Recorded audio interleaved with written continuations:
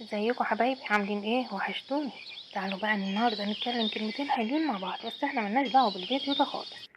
اول حاجه عايزين النهارده نغسل معانا المواعين وننضف المطبخ. طب ازاي؟ اللي ما عندهاش غسالة اطباق تجمع وتيجي معانا، يلا نروح ننضف بسرعه المطبخ بتاعنا. اول حاجه هناخد الاطباق بتاعتنا ننضفها كلها من البواقي اللي فيها بمنديل صغنن كده، ونخلص كل البواقي ونحطها في الحوض. بعدين نحط السدادة بتاعة الحوض نملاها مية دافية ونحط عليها المسحوق اللي احنا بنستعمله. خلاص احنا كده نقعنا ايه كل المواعين بتاعتنا. نجري بسرعة بقى ننضف ايه البوتاجاز. البوتاجاز على فكرة اول ما بينضف تحس ان المطبخ كله نضف، حتى لو المطبخ لسه مقلوب. هو اهم حاجة في المطبخ هو البوتاجاز. تاخدي المنتجات بتاعك تمسحي العيون واحدة واحدة، وبعدين تمسحي الحوامل واحدة واحدة، وتروحي منضفة البوتاجاز بتاعك. شوفي انت بتستعملي انه مسحوق، بس انا بنصحك ان انت تجيبي شوية خل والمسحوق بتاع المواعين والسلكة بتاعة الاطباق وبس خلاص. هتمسحي بيهم كويس قوي، وتروحي جايبة فوطة نضيفة تنشفي بيها، ترجعي العيون بتاعتها وترجعي الحوامل بتاعتها. خلاص البوتاجاز هيفتح نفسك ان انت تخلصي بقية المطبخ. هنجري بسرعة نخلص المواعين. المواعين عبال ما نقعناها الوقت ده هي اصلا نضفت. تعالي بسرعة نشطفها، نغسلها ونعقمها ونعلقها على الرشاقة بتاعتها. خلاص كده المواعين بتاعتنا خلصت. بقية المطبخ هنعمل ايه؟ هنجري بره، لو احنا حاطين سجادة هنجري من بره نجيب المكنسة الكهرباء، وبسرعة بسرعة تروحي مخلصة كل المطبخ بالمكنسة الكهرباء بتاعتك. لو انت مش حاطة سجادة هتجيبي المساحة بتاعتك والفوطة بتاعتك وتمسحي بيها الأرضية. خلص المطبخ، فرشنا السجاد، خلصنا البوتاجاز، خلصنا المواعين. طب فاضل ايه تاني؟ هنفتح بقى الشباك ونبخره، وبعدين نسمي بالله. بعد ما خلصنا كل مواعيننا نتوكل على الله نشوف ورانا ايه. لو انت ساعة الصبحية تعملي الفطار بتاعك، ساعة الظهرية يلا بسرعة نعمل الغدا.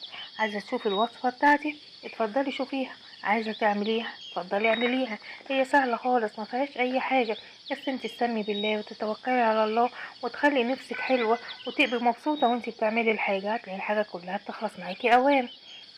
لكن هتبقي داخلة المطبخ مكسلة ومتضايقة، مش عارفة اعمل ايه النهاردة، مش عارفة كل يوم، مش عارفة المواعين، مش هتخلصي. يلا بسرعة نشطي كده، وافتحي كده تلاجتك، وافتحي الفريزر وطلعي منها حتة لحمة، طلعي حتة فرخة، طلعي حتة جبنة. شوفي انتي النهاردة هتاكلي ايه واللي هتاكليه وسمي عليه، هتلاقي بركة ربنا معاكي. هتتوكلي على الله، هتعملي احلى لقمة للعيال، وهتعملي لقمة حلوة لجوزك، وانت كمان هتشبعي وهتبقي مبسوطة. هما بياكلوا من ايدك الحلوة، وانت كمان كل ما بتعملي حاجة حلوة بتحسي ان انت فخور. انت تعرفي ان انت ممكن تشبعي من غير ما تاكلي، لانك بسطتي اللي حواليكي وانت مبسوطة باللي انت عملتيه. عشان كده بقولك لما تيجي تعملي حاجة اعمليها وانت بنفس راضية، اعمليها وانت مبسوطة، اعمليها ببركة ربنا. لان طبعا احنا في الظروف اللي احنا فيها مش كلنا عندنا لحمة ولا كلنا عندنا فراخ، بس كلنا عندنا البركة لما بنسمي ونتوكل على الله، وبتكون نيتنا ان احنا نعمل لقمة حلوة ترضي بيتنا وترضي عيالنا. حتى لو اللقمة دي حتة جبنة بلقمة صغيرة، هتتبسطي وهتبسطي اللي حواليكي. شوفي انت عايزة تعملي ايه. انت تعرفي ان اللحمة دي ممكن تبدليها بالفراخ، انت تعرفي ان اللحمة دي ممكن تبدليها بالكبدة. شوفي انت عايزة ايه وعايزة تعملي ايه. عندناش لحمة خالص، عندناش فراخ خالص، اعملي شوربة عدس، شوربة لسان عصفور، حتة جبنة، حتة لقمة. اهم حاجة في الاكلة دي، اهم حاجة واهم من الاكل كلها، ان احنا نتجمع كلنا مع بعض. جمعي عيالك وقت واحد، جمعي جوزك في وقت واحد. والعيال اللي بتيجي من المدرسة تقولك يا ماما اكليني وجوزي مش موجود لسه ما جاش، متسمعيش كلامهم العيال دي. قولهم اصبروا يا حبايبي لما نتجمع كلنا على ترابيزة واحدة. حاولي تخلي باباهم هو اللي يجي في ميعادهم، حاولي ان هم يصبروا يستنوا بابا.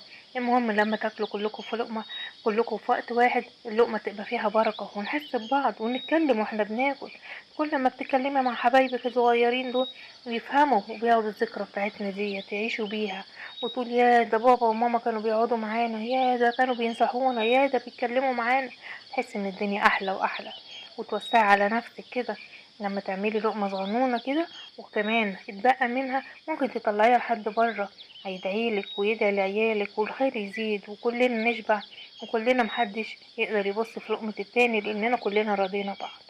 حاولي كده تفتحي نفسك على الاكل، تفتحي نفسك على مطبخك. وبعدين عايزين نتكلم بقى بعد كده ونشوف بيتنا عامل ازاي. نخلص بس اكلنا، نبسط عيالنا من حوالينا ونشبع، نتوكل على الله. بعد الاكل ده هنعمل ايه؟ هنرجع بسرعة نفضي الاطباق، نغسل المواعين، نمسح البوتاجاز. بس كل الحاجات دي هتبقى خفيفة عن اللي احنا عملناه الصبح، صح ولا ايه؟